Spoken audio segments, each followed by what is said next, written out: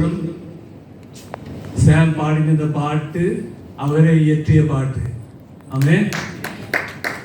இந்த வாலிப வயசுல இந்த 17 வயதாக இந்த மாதிரி பாட்டுகள் இயற்றி பாடுறார் என்றால் அவர் என்ன போல கிழவனானவர் அப்படி இருக்கிறார், புலவனாக இருக்கிறார். ஆமென். நாங்கள் ஜெபம் பண்ணுவோம். எங்களை நேசிக்கிற எங்கள் நல்ல தகப்பனே, இந்த மாலை நேரத்தில் சுவாமி நீர் எங்களுக்காக மரித்து 3ஆம் நாள் உயிர் தெழுந்த எங்களுடைய இரட்சகராக இருக்கிறீர் சுவாமி. நீர் மரித்தீர், ஆனாலும் சதா காலங்களும் உயிரோடு இருக்கிறீர். உமக்கு கொடா கோடி ஸ்தோத்திரம் ஆண்டவரே. இப்பொழுதும் எங்களோடு பேசும், எங்களை பலப்படுத்தும், எங்களை உற்சாகப்படுத்தும் ஆண்டவரே. இயேசுவின் நாமத்தில் வேண்டிக் கொள்கிறேன் நல்ல பிதாவே. ஆமென். ஆமென். அன்புள்ள சகோதர சகோதரிகளே, இந்த மாலை நேரத்திலும் கூட நாங்கள் ஆண்டவராக இயேசு கிறிஸ்துவினுடைய இறப்பையும் உயிர்த்தெழுதலையும் பற்றி நாங்கள் கொஞ்சம் தியானிக்க போகிறோம். எங்களுடைய வாழ்க்கையிலே, கிறிஸ்தவ வாழ்க்கையிலே மிகவும் முக்கியமான நிகழ்வு அவருடைய இறப்பும் அவருடைய உயிர்த்தெழுதலும். இயேசு மரித்து 3ஆம் நாள் உயிர்த்தெழாமல் இருந்திருப்பார், ஆனால் எங்களுக்கு இன்றைக்கு வாழ்வு இருந்திருக்காது. ஆமென். நாங்கள் பார்க்கிறோம், இயேசு கிறிஸ்து சிலுவையிலே மரணம் அடைந்ததற்கு காரணம் என்னவென்றால் மனிதனுடைய இரட்சிப்பு, மனிதனுடைய பாவத்திலிருந்து அவனுக்கு விடுதலை, இன்னும் நோய்களிலிருந்து விடுதலை போன்ற காரியங்கள். ஆனால் அதைவிட வேத புத்தகத்திலே நாங்கள் பார்க்கிறோம், அதைவிட இன்னொரு காரியத்துக்காக இயேசு மரித்து உயிர்த்தெழுந்தார். அது என்னவென்றால் மரணம். இயேசு சிலுவையிலே மரித்து 3ஆம் நாள் உயிர்த்தெழுந்தது மரணத்தை ஜெயிப்பதற்கு. நாங்கள் பார்க்கிறோம் 1 கொரிந்தியர் 15ஆம் அதிகாரம் 26ஆம் வசனத்திலே, பரிஹசிக்கப்படும் கடைசி சத்துரு மரணம். கடைசி சத்துரு மரணம். அப்ப மனிதனுடைய கடைசி சத்துரு எது? மரணம். நாங்கள் வேத வசனத்தை வாசிக்கும் பொழுது ஒரு இமேஜரியை நாங்கள் பார்க்கிறோம். அதாவது இயேசு மரணத்தை விழுங்கினார். ஆமென். இயேசு மரணத்தை விழுங்கினார். உண்மையாக சாத்தான் இயேசுவை மரணத்தின் மூலமாக விழுங்குவதற்கு பார்த்தான், ஆனால் இயேசு மரணத்தையே விழுங்கிவிட்டார். ஆமென். நாங்கள் பார்க்கிறோம் ரோமர் 6ஆம் அதிகாரம் 23ஆம் வசனம், பாவத்தின் சம்பளம் மரணம், பாவத்தின் சம்பளம் மரணம், தேவனுடைய கிருபை வரமோ, தேவனுடைய கிருபை வரமோ, நம்முடைய கர்த்தராகிய இயேசு கிறிஸ்துவினால் உண்டான நித்திய ஜீவன். அப்ப பாவத்தின் சம்பளம் மரணம். இந்த மரணம் என்ன மரணம்? ஒரு மனிதன் 60 வயது 70 வயது 80 வயது மட்டும் வாழ்ந்து மண்டைய போடுற மரணம் அல்ல. இந்த மரணம் ஆண்டவராய் இயேசு கிறிஸ்துவினிடத்திலே சர்வ சதா காலமும் பிரிந்து போகிற மரணம் அல்லாவிட்டால் நரகத்துக்கு போகிற மரணம். அதுதான் வேத வசனம் குறிப்பிடுகிறது. பாவத்தின் சம்பளம் இந்த மரணம். ஆனால் தேவனுடைய கிருபை வரமோ நம்முடைய கர்த்தராகிய இயேசு கிறிஸ்துவினால் உண்டான நித்திய ஜீவன். அப்ப பாவ மன்னிப்பு பெறாவிட்டால் நம்முடைய பாவத்தின் சம்பளம் அந்த மரணம். அதாவது தேவனிடத்திலிருந்து சர்வ சதா காலங்களும் பிரிந்திருக்கிறது. நாங்கள் பார்க்கிறோம் ஏசாயா பழைய ஏற்பாடு. இந்த நேரத்தில் பழைய ஏற்பாட்டிலே தீர்க்க தரிசனங்களோடும் பழைய ஏற்பாட்டிலே நடந்த சில நிகழ்வுகளோடும் நாங்கள் கொஞ்சம் தியானிக்க போகிறோம். ஏசாயா 25ஆம் அதிகாரம் 8ஆம் வசனத்திலே, அவர் மரணத்தை ஜெயமாக விழுங்குவார். அவர் மரணத்தை ஜெயமாக விழுங்குவார். பாருங்க, ஏசாயா தீர்க்க தரிசனமாக சொல்லுகிறார், அவர் மரணத்தை ஜெயமாக விழுங்குவார். ஆமென். கர்த்தராகிய தேவன் எல்லா முகங்களிலும் இருந்து கண்ணீரை துடைத்து தமது ஜனத்தின் நிந்தையை பூமியில் இல்லாதபடிக்கு முற்றிலும் நீக்கி விடுவார். கர்த்தரே இதை சொன்னார். அப்ப ஏசாயா தீர்க்க தரிசனமாக தன்னுடைய புத்தகத்தில் எழுதுகிறான், அவர் மரணத்தை ஜெயமாக விழுங்குவார். சரி, புதிய ஏற்பாட்டிலே பவுல் அப்போஸ்தலன் 1 கொரிந்தியர் 15ஆம் அதிகாரம் 54ஆம் வசனத்திலே என்ன சொல்கிறான்னு பார்ப்போம். அழிவுள்ளதாகிய இது அழியாமையையும் சாவுக்கேதுவாகிய இது சாவாமையையும் தரித்துக் கொள்ளும் போது மரணம் ஜெயமாக விழுங்கப்பட்டது என்று எழுதியிருக்கிற வார்த்தை நிறைவேறும். ஆமென். அப்ப இந்த இடத்துல நாங்க பார்க்கிறோம், பழைய ஏற்பாட்டில் ஏசாயா தீர்க்கதரிசி சொல்கிறான் மரணம் விழுங்கப்படும். பவுல் அப்போஸ்தலன் புதிய ஏற்பாட்டிலே சொல்கிறார் மரணம் விழுங்கப்படும். அப்ப இந்த மரணம் என்கிற எதிரி, மனிதனுடைய கடைசி எதிரியை இயேசு விழுங்கி விட்டார். எப்படி? சிலுவையிலே தொங்கி மரணம் அடைந்து அடக்கம் பண்ணப்பட்டு 3வது நாள் ஜெயத்தோடு அவர் எழும்பின பொழுது மரணத்தை விழுங்கி விட்டார். ஆமென், அல்லேலூயா. சரி, இந்த நேரத்தில் நான் பழைய ஏற்பாட்டில் இருந்த ஒரு காரியத்தை, ஒரு கதையை எடுத்து அதை உங்களுக்கு நான் விளங்க பண்ண போகிறேன். நாங்கள் பார்க்கிறோம், யாத்ராமம் புத்தகம் 4ஆம் அதிகாரம் 1ஆம் வசனத்திலிருந்து நாங்கள் வாசிப்போம். அப்பொழுது மோசே அவர்கள் என்னை நம்பார்கள், என் வாக்குக்கு செவி கொடார்கள், கர்த்தர் உனக்கு தரிசனமாகவில்லை என்று சொல்வார். பாருங்க, இதுல மோசேயை ஆண்டவர் அழைக்கிறார். எகிப்து தேசத்துக்கு போய் அடிமைகளாக இருக்கிற இஸ்ரவேல் ஜனங்களை விடுவித்து வரும்படியாக மோசேயை அழைக்கிறார். மோசேக்கும் ஆபிரகாமுக்கும் இருக்கிற வித்தியாசம் என்ன? ஆண்டவர் ஆபிரகாமை வந்து சொல்லுகிறார், நீயும் உன் வீட்டாரை எல்லாவற்றையும் விட்டு, உன் தகப்பன் தாய்மார் எல்லாரையும் விட்டு நான் காட்டும் தேசத்துக்கு போ என்று சொல்லுகிறார். இவன் வாய் பேசவில்லை, தன் படுக்கை பெட்டி எல்லாத்தையும் எடுத்துக்கொண்டு ஆண்டவருக்கு கீழ்ப்படிந்து போகிறான். ஆனால் மோசேக்கு ஆண்டவர் வந்து சொல்லுகிறார், நீ எகிப்து தேசத்துக்கு போய் என்னுடைய ஜனங்கள் கண்ணீர் விடுகிறார்கள், அடிமைகளாக இருக்கிறார்கள், அவர்களை போய் விடுவிக்க நான் உன்னை அனுப்புறேன்னு சொன்ன பொழுது இவன் சாக்கு போக்கு சொல்லுகிறான். இவன் என்ன சொல்லுகிறான்? திருப்பி இருக்க வாசிங்க, 4ஆம் அதிகாரம் 1ஆம் வசனம். அவர்கள் என்னை நம்ப மாட்டார்கள், என் வாக்குக்கு செவி கொடார்கள், கர்த்தர் உனக்கு தரிசனமாகவில்லை என்று சொல்லுவார்கள் என்று இவன் ஆண்டவருக்கு சொல்லுகிறான். ரைட்டா? இன்னும் அந்த அதிகாரத்தை நீங்க வாசிக்கும் பொழுது இதை விட ஆண்டவர் இன்னும் கன்வின்ஸ் பண்ற. ரைட்டா? இல்ல, நீ கட்டாயம் போக வேண்டும், உன்னோட கூட நான் இருப்பேன் என்று சொல்லுங்க. இப்ப எனக்கு பேச தெரியாது என்றான், எனக்கு திக்கு வா என்று சொல்லுகிறான், என்னால தனியா போக இயலாதுன்னு சொல்லுகிறான். உடனே ஆண்டவர் என்ன சொல்லுகிறார்? இது என்னென்ற ஆண்டவர் இவனை தேர்ந்தெடுத்துட்டார், கட்டாயம் இவனால் தான் இதை செய்ய முடியும். ஆண்டவர் சொல்ற, சரி, உனக்கு துணையாக நான் உன்னுடைய அண்ணனை அனுப்புகிறேன், ஆரோனை அனுப்புகிறேன். ஆரோன் இவனை விட 3 வயது மூப்பு. ரைட்டா? ஆரோனை அனுப்புகிறேன் என்று சொல்லி ஒரு மாதிரி அவனை சமாதானப்படுத்தி இப்ப போகிறான். அதுக்கு முதல்ல நாங்கள் வாசிப்போம் 2ஆம் வசனத்தை. கர்த்தர் அவனை நோக்கி உன் கையில் இருக்கிறது என்ன என்றார். ஒரு கோல் என்றார். இப்ப இவன் இப்படி சாக்கு போக்கு சொல்லிக் கொண்டிருக்கும் பொழுது இவனை கன்வின்ஸ் பண்றதுக்காக ஆண்டவர் இவனுக்கு அடையாளங்களை காட்டுகிறார். ஆண்டவர் கேட்கிற, உன் கையில என்ன இருக்கு? கையில ஒரு கோல் இருக்குது என்று சொல்லுகிறான். 3ஆம் வசனம். அதை தரையிலே போடு என்றார். அவன் அதை தரையிலே போட்டபோது அது சர்ப்பமாயிற்று. மோசே அதற்கு விலகி ஓடினான். எப்படி? நம்மால் ஆண்டவர் சொன்னார் கையில என்ன இருக்கு? கோல் இருக்குது என்று சொன்னான்.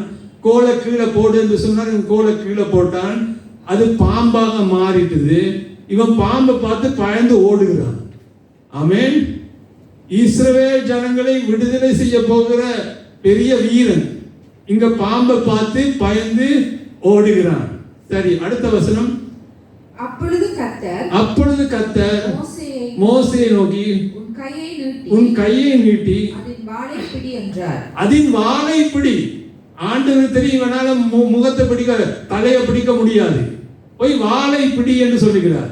ஆமென். இவன் போய் வாளை பிடிக்கிறான். அவன் தன் கையை நீட்டி அதை பிடித்த போது அது அவன் கையிலே கோலாயிற்று. சரி, அந்த பாம்பு திருப்பி கோலாக மாறிவிட்டது. ஆமென். 5ஆம் வசனத்தை வாசிப்போம். ஆபிரகாமின் தேவனும் ஈசாக்கின் தேவனும் யாக்கோபின் தேவனுமாய் இருக்கிற தங்கள் பிதாக்களுடைய தேவனாகிய கர்த்தர் உனக்கு தரிசனமானதை அவர்கள் நம்புவதற்கு இதுவே அடையாளம். ஆமென். இவன் சொன்னாங்க, நான் போனா நான் சொன்னா இவங்க நம்ப மாட்டாங்கன்னு ஆண்டவர் சொல்றாரு. சரி, நீ போய் அவருக்கு சொல்லும் பொழுது அவர்கள் நம்புவார் என்கிறதுக்கு அடையாளம் தான் இது என்று சொல்லி அவனை ஒரு மாதிரி அனுப்புகிறார். சரி, அதன் பிறகு நாங்கள் பார்க்கிறோம். நீங்க வீட்டை போய் வாசித்து பாருங்க. அந்த 3ஆம் அதிகாரத்தும் 7ஆம் அதிகாரத்தும் இடையிலே பல சம்பவங்கள் நடக்கிறது. என்னென்றால், இவன் மோசே தன்னுடைய பெண்ஜாதியும் பிள்ளையும் கூட்டிக் கொண்டு வரும் பொழுது ஒரு சத்திரத்திலே தங்கி இருக்கும் பொழுது ஆண்டவர் அவனை கொல்ல வருகிறார். ரைட்டா? இவனை அனுப்புகிறார் ஒரு மிஷன்ல. ஆனால் போற வழியில இவனை கொல்ல வருகிறார். ஏனென்றால் இவன் பிள்ளைக்கு விருத்த சேதனம் செய்யவில்லை.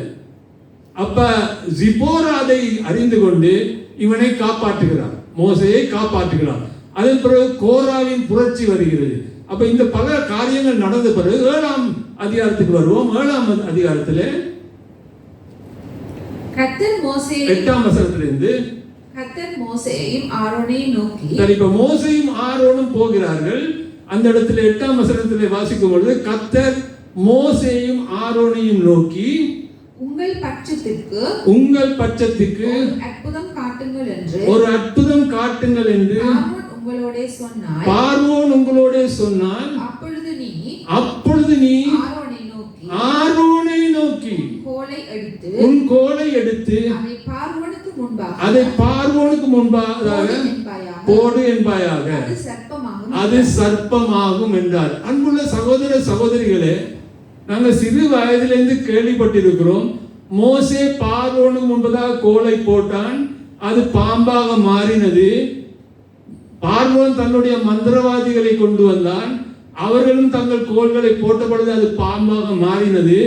மோசேயின் பாம்பு அந்த பாம்புகளை விழுங்கி விட்டது என்று எங்களுடைய சண்டே ஸ்கூல் டீச்சர்மாரும் பாஸ்டர்களும் எங்களுக்கு சொல்லி கொடுத்திருக்கிறார்கள். ஆமோ இல்லையா? ரைட்? ஆனால் இந்த இடத்துல பாருங்க, ஆண்டவர் திட்டவட்டமாக அவனுக்கு சொல்லுகிறார், ஆரோனின் கோலை போடு, உன்னுடைய கோல் இல்ல.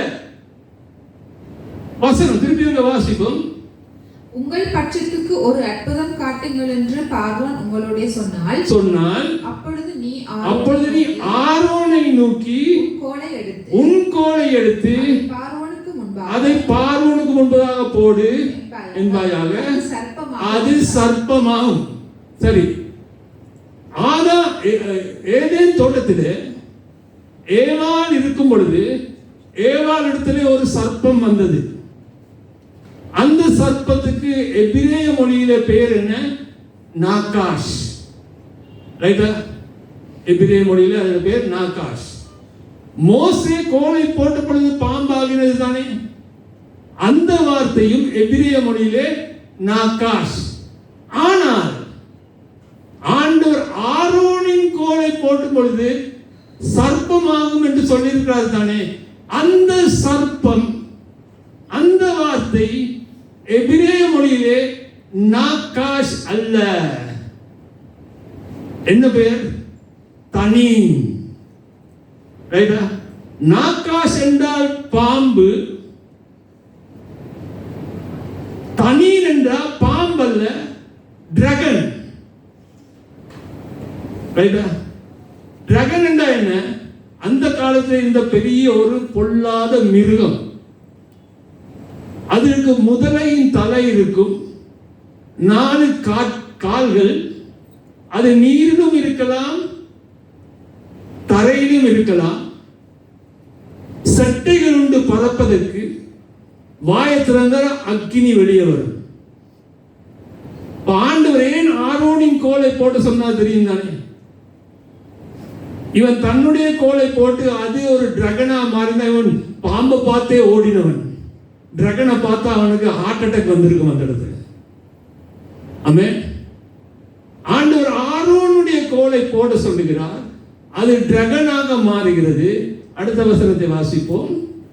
மோசேயும் ஆரோனும் பார்வோனிடத்திலே போய்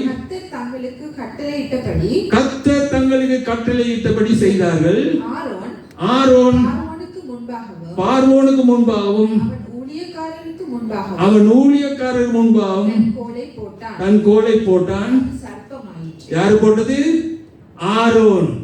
ஆரோன் போட்டு அது சர்ப்பம். தமிழ் பைபிள்ல, இங்கிலீஷ் பைபிள்ல, சிங்கள பைபிள்ல எல்லாம் சர்பன். ஆனால் எபிரேய பைபிள்ல எல்லாத்துலயும் தனீன் இருக்கு. நாகாஷ் இல்ல, தனீன் என்றா டிராகன். ரெண்டுக்கும் பெரிய வித்தியாசம் உண்டு. ஆமென். இது அநேகருக்கு தெரியாது. சண்டே ஸ்கூல்லையும் படித்து கொடுக்கிறார்கள் அது பாம்பு என்று. எபிரேய பைபிளை செக் பண்ணி பாருங்க, அதுல தனீன் என்ற வார்த்தை, தனீன் என்றா டிராகன். ஆமென். இப்ப ஆரோனுடைய கோலை போடுகிறார்கள், ரைட்டா? அவனுடைய கோழி ஒரு டிராகனாக மாறிவிட்டது. அடுத்த வசனம். அப்பொழுது பார்வோன் சாஸ்திரிகளையும் சூனியக்காரரையும் அழைப்பித்தான். எகிப்தின் மந்திரவாதிகளும் தங்கள் மந்திர வித்தையினால் அப்படி செய்தார்கள். ஆமென். அப்ப அவர்களும் கோல்களை போட்டார்கள், அந்த கோல்களும் தனீனாக மாறினது, அல்லாவிட்டால் டிராகனாக மாறினது. ஆமென். 12ஆம் வசனம். அவர்கள் ஒவ்வொருவனாக தன் கோலை போட்ட போது அவைகள் சர்ப்பங்களாயின, இல்லை அது தனீன்களாக மாறினது. ஆரோனுடைய கோலோ அவருடைய கோலை விழுங்கிட்டு. பாருங்க, இந்த 12ஆம் வசனம் மிகவும் முக்கியம். 12ஆம் வசனம் மிகவும் முக்கியம். ஆரோன் கோலை போடுகிறான், அது ஒரு டிராகனாக மாறினது. பார்வோனுடைய சூனியக்காரரும் மந்திரவாதிகளும் தங்களுடைய கோல்களை போடுகிறார்கள், அவைகளும் டிராகனாக மாறினது. ஆனால் இந்த டிராகன் அந்த டிராகன்களை விழுங்கிவிட்டதாக வேதவசனம் சொல்லவில்லை. வேதவசனம் என்ன சொல்கிறது? ஆரோனுடைய கோலோ அவர்களுடைய கோலை விழுங்கிட்டது. ஆமென். அதை நீங்க கவனமாக கவனித்துக் கொள்ளணும், அதை மனசுல வைத்துக் கொள்ளுங்க. அது ஏன்னு நான் உங்களுக்கு சொல்லுவேன். டிராகன் அந்த டிராகனை விழுங்கி விட்டது என்று சொல்லவில்லை. அப்படிதான் சொல்லி இருக்க வேண்டும், ஆனால் சொல்லவில்லை. ஆனால் என்ன சொல்லுகிறது? ஆரோனுடைய கோல் அந்த மந்திரவாதிகளுடைய கோல்களை விழுங்கி விட்டது. ஆமென். வேத வசனத்தை வாசிக்கும் பொழுது கவனமாக வாசிக்க வேண்டும். ஆமென். ஆரோனுடைய கோல் அந்த மந்திரவாதிய கோல்களை விழுங்கி விட்டது. இந்த நேரத்தில் ரெண்டு காரணங்கள் இருக்கலாம். ஆண்டவர் ஏன் இவன் ஆரோனுடைய கோலை ஒரு டிராகனாக மாற்றினார்? ரெண்டு காரணம். முதலாவது காரணம், ஆண்டவர் பார்வோனுடைய பலத்தை அறிந்திருந்தார். சப்போஸ் யோசித்து பாருங்க, மோசேயோட கோலை போட்டு அது பாம்பாக மாறி இருந்தால், பார்வோன் தன்னுடைய மந்திரவாதிகளின் கோல்களை போட்டு அது டிராகன்களாக மாறி இருந்தால் என்ன நடந்திருக்கும்? அந்த டிராகன் வாயை திறந்தா அக்னி வரும் வழியே பாம்பை சாம்பலாக மாற்றிருக்கும். ஆண்டவர் அந்த பிசாசுகளுடைய வல்லமை அறிந்துதான் ஆரோனின் கோலை போட விட்டு அதை டிராகனாக மாற்றினார். ஆமென். இன்னொரு விதத்தில் சொல்ல போனா, உங்களுடைய வாழ்க்கையில் வருகிற தாக்கங்கள், பிரச்சனைகள், சோதனைகள் எப்படிப்பட்டது என்பதை ஆண்டவர் அறிந்திருக்கிறார். உங்களுடைய போராட்டங்கள் எப்படிப்பட்ட போராட்டங்கள் என்பதை ஆண்டவர் அறிந்திருக்கிறார். அதுக்கேற்றபடி ஆண்டவர் தன்னுடைய வல்லமையை விளங்க பண்ணுவார். ஆமென். பயப்படாதீங்க. உங்களோடு இருக்கிறவர் பெரியவர், அவர் வல்லமை உள்ள தேவன், அவருக்கு எல்லாம் தெரியும். உங்களை சாத்தான் தாக்க வரும் பொழுது சாத்தானுடைய பலத்தை ஆண்டவர் அறிந்திருக்கிறார். அதுக்கேற்றபடி தேவ தூதர்களை அனுப்பி பல காரியங்களை செய்து உங்களுக்கு ஆண்டவர் வெற்றியை கொடுப்பார். ஆமென். ஒரு ஆமென் சொல்லுவோம் ஆண்டவர். ஆமென். இப்ப இந்த இடத்துல இரண்டாவது காரணம் என்ன?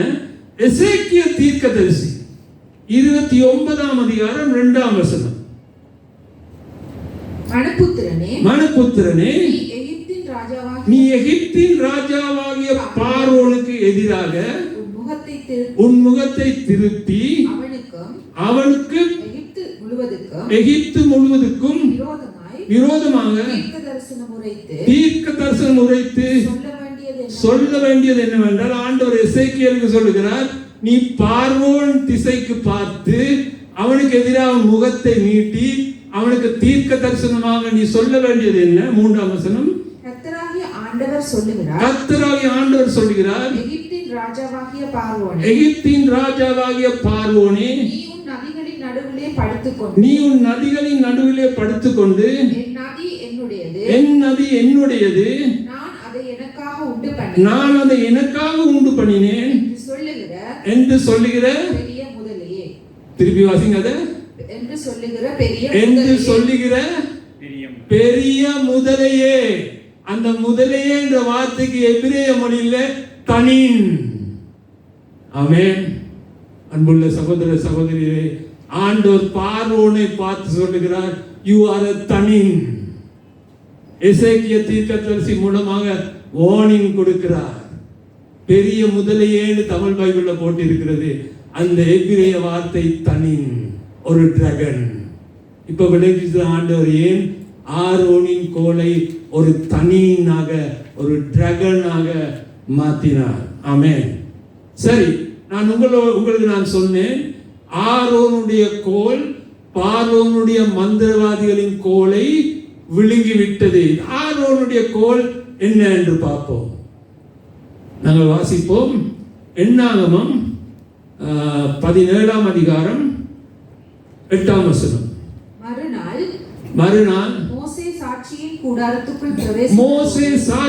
கூடாரத்துக்குள் பிரவேசித்த போது இதோ லேவியின் குடும்பத்தாருக்கு இருந்த ஆரோனின் கோல் துளிர்த்திருந்தது. அது துளிர் விட்டு பூ பூத்து வாதுமை பழங்களை கொடுத்தது. அன்புள்ள சகோதர சகோதரிகளே, இந்த முழு கதையை நீங்க வீட்டில் போய் வாசித்து பாருங்க. என்னாகமம் 17ஆம் அதிகாரத்தில் அங்கே ஒரு பிரச்சனை வருகிறது. அங்கே ஒரு லீடர்ஷிப் ப்ராப்ளம் வருகிறது. லீடர்ஸ் அடித்துக் கொள்றார், நான் தான் பெரியவன் அடித்துக் கொள்கிறார்கள். மோசேக்கும் ஆரோனுக்கும் எதிராக கிளர்ச்சி வருகிறது அங்கே. அப்பொழுது ஆண்டவர் மோசேக்கு சொல்லுகிறார், உன்னுடைய 12 கோத்திரத்து லீடர்ஸுடைய கோல்களையும் கொண்டு வந்து கூடாரத்துக்குள்ளே வை, நாளை காலையில வந்து பார். இது கோல் என்ன? கையில் இருக்கிற கோல் காய்ந்து போன குச்சி, அவ்வளவுதான். ஆமென். காய்ந்து போன குச்சி. இப்ப இவர்கள் 12 கோல்களையும் வந்து கூடாரத்துக்குள்ளே வைக்கிறார்கள். அடுத்த நாள் காலையிலே மோசே வந்து பார்க்கும் பொழுது மற்ற கோல்கள் எல்லாம் காய்ந்த நிலைமையில இருக்கத்தக்க ஆரோனுடைய கோல் மாத்திரம், எப்படி? ஆரோனுடைய கோல் மாத்திரம் துளிர் விட்டு பூ பூத்து வாதுமை பழங்களையும் கொடுத்தது. இதுதான் அற்புதம். அப்ப நம்முடைய ஆண்டவராய் இயேசு கிறிஸ்து சிலுவையிலே மரித்து அடக்கம் பண்ணப்பட்டு 3ஆம் நாள் உயிர் தெழுந்து பலன் கொடுத்து கொண்டிருக்கிறார். அப்ப ஆரோனுடைய கோல் என்ன? இயேசு கிறிஸ்து. ஆமென். அன்புள்ள சகோதர சகோதரிகளே, எவ்வளவு ஆச்சரியம் என்று பாருங்க. பழைய ஏற்பாட்டிலே இயேசு அங்கே வெளிப்படுத்தப்படுகிறார். கொஞ்சம் யோசித்து பாருங்க. மற்ற எல்லாருடைய கோலும் காய்ந்து போன நிலைமையில இருந்தது. ஆனால் ஆரோனுடைய கோல் மாத்திரம் துளிர் விட்டு பூ பூத்து பழங்கள் வந்திருந்தது. இயேசு கிறிஸ்து தான் காய்ந்து போய் தண்ணீர் இல்லாம தாகமாக இருக்கிறேன் என்று சிலுவையிலே அவர் சொல்லி காய்ந்து போன நிலைமையில இருந்து நொறுக்கப்பட்டு இரத்தம் சிந்தி அதன் பிறகு பூமியிலே அடக்கம் பண்ணப்பட்டு 3ஆவது நாள் ஜெயமாக எழும்பி பூ பூத்து பலன் கொடுத்து கொண்டிருக்கிறார். ஆமென். அதுதான் வசனம் சொல்லுகிறது. ஆரோனின் கோல் மந்திரவாதிகளின் கோல்களை விழுங்கிவிட்டது. ஆமென். சாத்தான் எப்படி இயேசுவை விழுங்க வந்தானோ, ஆனால் இயேசு மரணத்தையே விழுங்கிவிட்டார். பார்வோனின் மந்திரவாதிகள் ஆரோனின் கோலை விழுங்க வந்தது, ஆனால் ஆரோனின் கோல் அவருடைய கோலை விழுங்கிவிட்டது. அதுதான் உயிர்த்தெழுதல் நமக்கு ஒரு ஜெயம். ஆமென். அதை விட வேற ஜெயம் எங்களுக்கு தேவையில்லை. இயேசு கிறிஸ்து மரணத்தையே ஜெயித்து பாதாளத்தையும் ஜெயித்து அவர் இப்பொழுதும் பலன் கொடுத்து கொண்டு இருக்கிறார். ஆமென். அன்புள்ள சகோதர சகோதரிகளே, யோவான் 11ஆம் அதிகாரம் 25ஆம் வசனத்திலே இயேசு சொல்லுகிற வார்த்தைகளை பாருங்க. இயேசு அவளை நோக்கி நானே உயிர்த்தெழுதலும் ஜீவனுமாய் இருக்கிறேன். உயிர்த்தெழுதலும் ஜீவனும் என்னிடத்திலே உள்ளது என்று சொல்லல, நானே உயிர்த்தெழுதலும் ஜீவனுமாய் இருக்கிறேன். அப்படியானால் இயேசுக்குள் நாங்கள் இருப்போமானால் நாங்களும் உயிர்த்தெழுதலும் ஜீவனும். ஆமென். ஆமென். தொடர்ந்து வாசிங்க. என்னை விசுவாசிக்கிறவன் மரித்தாலும் பிழைப்பான். அவரை விசுவாசித்தால் பாவத்தில் இருந்தாலும் நாங்கள் பிழைப்போம். ஆமென்.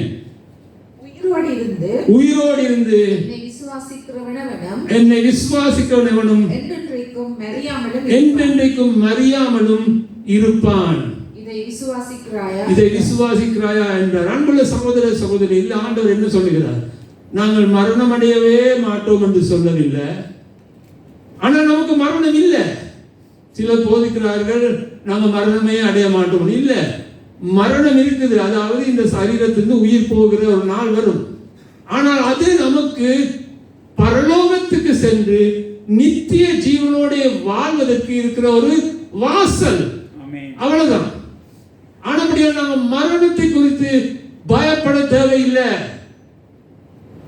எப்பொழுதும் ரெடியாக இருக்க வேண்டும். ஆமென். நமக்கு மரணம் ஒரு தாக்கம் அல்ல, ஒரு தோல்வி அல்ல. மரணம் நமக்கு ஜெயம். ஏனென்றால் இயேசு மரணத்தை விழுங்கிவிட்டார். ஆமென். 1 கொரிந்தியர் 15ஆம் அதிகாரம் 55 மரணமே உன் கூர் எங்கே, பாதாளமே உன் ஜெயம் எங்கே. வெளிப்படுத்தின விசேஷம் 20ஆம் அதிகாரம் 14ஆம் வசனம் சொல்கிறது, அப்பொழுது மரணமும் பாதாளமும் அக்கினி கடலிலே தள்ளப்பட்டன. இது 2ஆம் மரணம். பாருங்க, இதிலே சொல்லப்பட்டிருக்கிறது மரணமும் பாதாளமும் அக்கினி கடலிலே தள்ளப்பட்டன. அப்படியானால் மரணம் ஒரு பிசாசு. ஆமென். மரணம் ஒரு பிசாசு. ஆண்டவர் சொல்கிறார், மரணம் என்கிற பிசாசை, பாதாளம் என்கிற பிசாசை அவன் கடைசி நாட்களிலே அக்கினி கடலுக்குள்ளே தள்ள போகிறார். ஆமென். அன்புள்ள சகோதர சகோதரிகளே, இதுதான் இயேசு உயிர்த்தெழுந்ததினால் நமக்கு கொடுத்த ஒரு பெரிய ஜெயம். ஆமென். இன்றைக்கு உலகத்திலே இயேசுவை அறியாத ஜனங்கள், அவர்கள் மரணம் அடையும் பொழுது எவ்வளவு கவலை, அவர்கள் எங்கே போகிறார்கள். ஆனால் நமக்கோ இந்த உலகத்திலே கண்களை மூடினால் அடுத்த நிமிஷமே அவருடைய மடியிலே நாங்கள் கண்களை திறப்போம். ஆமென். அந்த அஷ்யூரன்ஸ் உங்களுக்கு இருக்குதா? அதுதான் பெரிய கேள்வி. அந்த அஷ்யூரன்ஸ் இருக்கா? அந்த விசுவாசம் உங்களுக்கு இருக்குதா? அன்புள்ள சகோதர சகோதரிகளே, நாங்கள் ஆயத்தப்படுவோம். பொல்லாத நாட்களிலே வாழ்ந்து கொண்டிருக்கிறோம். நாளைக்கு என்ன நடக்குமோ என்று தெரியாத ஒரு நிலைமையிலே இருக்கிறோம். இந்த நேரத்திலே இயேசு அல்லாமல் எங்களால் வாழவே முடியாது. அவருடைய பிரசன்னம், அவருடைய கிருபை எப்பொழுதும் எங்களுக்கு அவசியம். பரிசுத்த ஆவியினால் நிரம்பி அவரோடு நடந்து அவருடைய வார்த்தைகளுக்கு கீழ்ப்படிந்து. உங்களுக்கு தெரியுமா, ஆண்டவர் உங்களிடத்துல பணத்தை கேட்கவில்லை, அதை கேட்கவில்லை, இதை கேட்கவில்லை. ஒரே ஒரு காரியத்தை கேட்கிறார். என்ன தெரியுமா? தன்னுடைய வார்த்தைக்கு கீழ்ப்படிந்து நட. ஆமென். அங்குள்ள சகோதர சகோதரிகளே, அவருடைய வார்த்தைக்கு கீழ்ப்படிவோமா? அவரை விசுவாசிப்போமா? அவரை நம்புவோமா? கடைசியாக ஒரு கதையை சொல்லி நான் முடிக்க போகிறேன். ஆப்பிரிக்கா தேசத்திலே ஒரு மிஷனரி இருந்தார். அந்த மிஷனரி ஒரு நாள் ஆற்றங்கரையிலே நடந்து கொண்டு போகிறார். போற நேரத்தில் அந்த இடத்திலே அவர் காண்கிறார், ஒரு பையன், ஒரு 8-9 வயதுள்ள பையன் அந்த நதியை கடப்பதற்கு தண்ணீருக்குள்ளே போகிறான். அவன் நடுவுக்கு போன பொழுது அங்கே அந்த ஆறு வெள்ளப்பெருக்கெடுத்து கொந்தளிக்க தொடங்கினது. இவன் நதி நடுவிலே இருக்கிறான். இவனுக்கு முன்னால போக முடியாது, பின்னாலையும் வர முடியாது. அப்ப இந்த மிஷனரி அதை கண்டு அங்கே ஒரு நீட்ட தடியை எடுத்து அவன் பக்கமாக நீட்டுகிறார். அவன் தடியை பிடித்து கொண்டு கரை வந்து சேருகிறான். இவர் தடியை வீசிவிட்டு இவர் நடந்து போகிறார். ஒரு 1/2 கிலோமீட்டர் போன பிறகு பின்னாலே திரும்பி பார்க்கிறார். அந்த பையன் இவரை பின்தொடர்ந்து வந்து கொண்டிருந்தான். அன்புள்ள சகோதர சகோதரிகளே, இவர் பார்த்தார். அந்த பையனிடத்தில் சொல்லுகிறார், நான் உன்னை வர சொல்லவில்லை, என்னை பின்தொடர்ந்து வர சொல்லவில்லை, தயவு செய்து நீ போ, நீ வீட்டுக்கு போ என்று சொல்லுகிறார். அவன் ஒரு வார்த்தையும் பேசவில்லை. ஆனால் தன் தலையை குனிந்து அவருக்கு நமஸ்காரம் பண்ணுகிறான். இவர் திருப்பி நடக்கிறார். இன்னொரு 1/2 கிலோமீட்டர் போயிட்டு திரும்பி பார்க்கிறார். அந்த பையன் இன்னும் பின்தொடர்ந்து வந்து கொண்டிருக்கிறான். திருப்பியும் சொல்லுகிறான், நீ இப்படி வர தேவையில்லை, நான் உன்னை கூப்பிட இல்லை, உன்னை வர சொல்லவில்லை, தயவு செய்து வீட்டுக்கு போன்னு சொல்லுகிறார். அவன் போகல, இவரை பின்தொடர்ந்து கொண்டே போகிறான். இவருக்கும் கொஞ்சம் பயம் வந்து விட்டது. அந்த அருகில் இருக்கிற கிராமத்தில் போய் அந்த கிராமத்தில் இருக்கிற பெரிய மனிதனோடு இவர் போய் சொல்லுகிறார், இப்படி இந்த பையன் என்னை பின்தொடர்ந்து வந்து கொண்டே இருக்கிறான், நான் வீட்டுக்கு போக சொல்லுகிறேன், அவன் போக மாட்டேன். அப்போ அவர் கேட்டார், என்ன நடந்தது?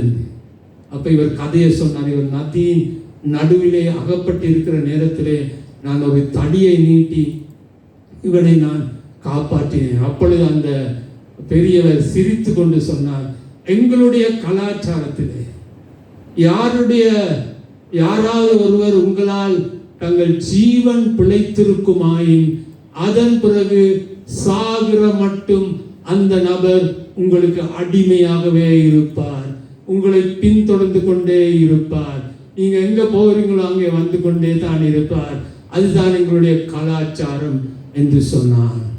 அன்புள்ள சகோதர சகோதரிகளே, நாங்கள் நதியின் நடுவில் அகப்பட்டு, பாவம் என்கிற நதியின் நடுவிலே அகப்பட்டு தத்தளித்து கொண்டு இருக்கும் பொழுது, தப்ப முடியாமல் இருக்கும் பொழுது, பிதாவாகிய தேவன் சிலுவை மரத்தை எங்கள் பக்கம் நீட்டி எங்களை கரையேற செய்தார். ஆமென். நாங்கள் கடைசி மட்டும் அவரை பின்தொடர்ந்து போவோமா? யோசித்து பாருங்க. கடைசி மட்டும் அவரை கைவிடாமல் அவருக்கு ஒரு அடிமையாக்கி அவரை பின்தொடர்ந்து போவோமா? இதுல இன்ட்ரெஸ்டிங்கான காரியம் என்ன தெரியுமா?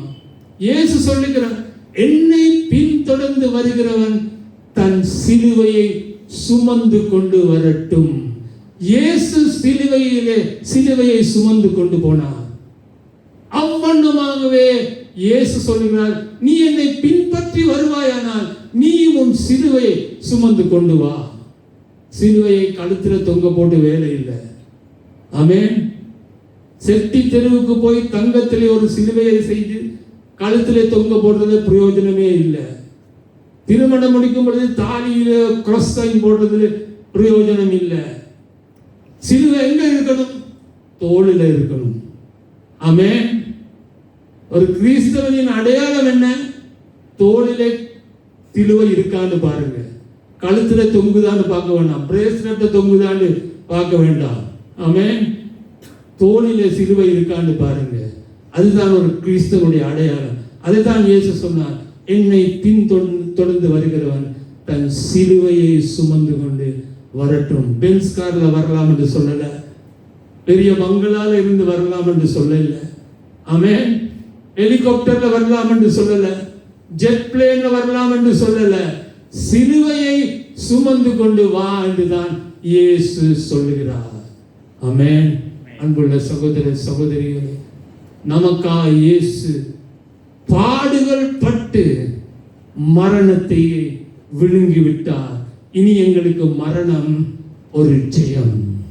மரணம் எங்களுக்கு தாக்கம் அல்ல, மரணம் எங்களுக்கு தோல்வி அல்ல. நாங்கள் இயேசுவுக்குள் இருந்தால் எப்பொழுதும் எங்களுக்கு ஜெயம். ஆமென். அன்புள்ள சகோதர சகோதரிகளே, உங்களுடைய வாழ்க்கையை இயேசுவின் கரத்திலே முற்றுமாக ஒப்புவீங்க, அவருக்கு கொடுத்து விடுங்க. அவர் உங்களை ஆசீர்வதிப்பார், அவர் உங்களை நடத்துவார், அவர் உங்களுடைய பிரச்சனைகளை தீர்த்து வைப்பார். மனிதனால் செய்ய முடியாத காரியங்களை தேவன் செய்வார். ஆமென். அவரால் செய்ய முடியாதது ஒன்றுமே இல்லை. பண பிரச்சனையா இருந்தாலும், வியாதிகளா இருந்தாலும், குடும்ப பிரச்சனைகளா இருந்தாலும், உத்தியோகத்தில பிரச்சனையா இருந்தாலும், என்ன பிரச்சனையா இருந்தாலும் ஆண்டவரால் செய்ய முடியாத காரியம் ஒன்றுமே இல்லை. ஆமென். இன்றைக்கு உங்களுடைய இருதயத்தை திறந்து இயேசுவை உள்ளுக்கு எடுத்து உங்களுடைய வாழ்க்கையை அவருடைய கரத்திலே ஒப்புவிப்பீங்களா? நாங்கள் எல்லாரும் கண்களை மூடிக்கொள்வோம். நான் இந்த நேரத்தில் ஜெபம் பண்ண போகிறேன். ஒருத்தர் அங்கு இங்கு பார்க்க வேணாம், பாடல் குழுவினர் முன்னால் வரட்டும். நாங்கள் எல்லாரும் பயபக்தியோடு இந்த நேரத்தில் நான் உங்களுக்காக ஜெபம் பண்ண விரும்புகிறேன். உலகத்தில் ஒரு காரியத்தை நான் கேட்கிறேன், தயவு செய்து அங்கு இங்கு பார்க்க வேண்டாம். கர்த்தருடைய பிரசன்னம் இந்த இடத்துல இருக்கிறது.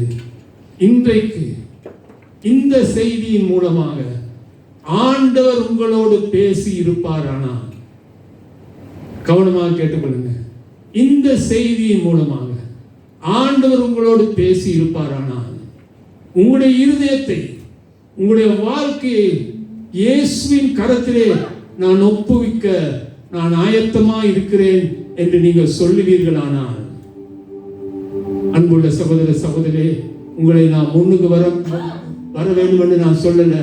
ஆனால் நீங்க இருக்கிற இடத்துல உங்களுடைய கரங்களை உயர்த்தி எனக்கு காண்பீங்க. ஒருவேளை நான் முற்றுமாக ஒப்பு கொடுக்கவில்லை, ஆனால் இன்றைக்கு 100% நான் ஒப்புவிக்க நான் ஆயத்தமாயிருக்கிறேன் என்று சொல்பவர்கள் தயவு செய்து உங்களுடைய கரங்களை உயர்த்தி எனக்கு காண்பீங்க.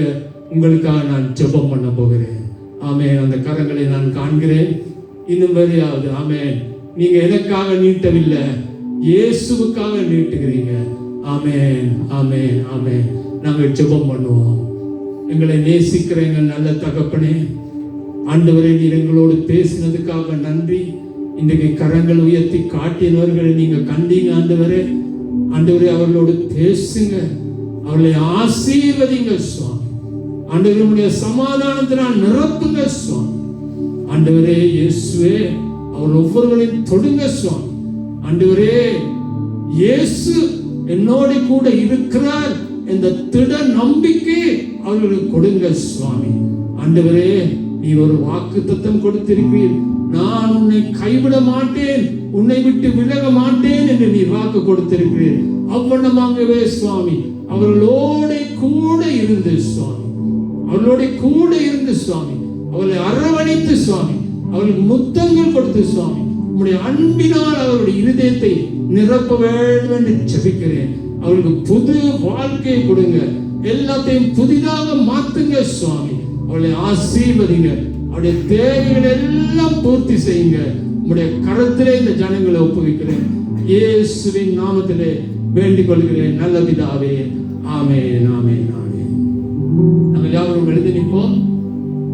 ஆண்டவரை துதித்து அதன் பிறகு டாக்டர் ஜெபம் பண்ணி கூட்டத்தை முடிப்போம்.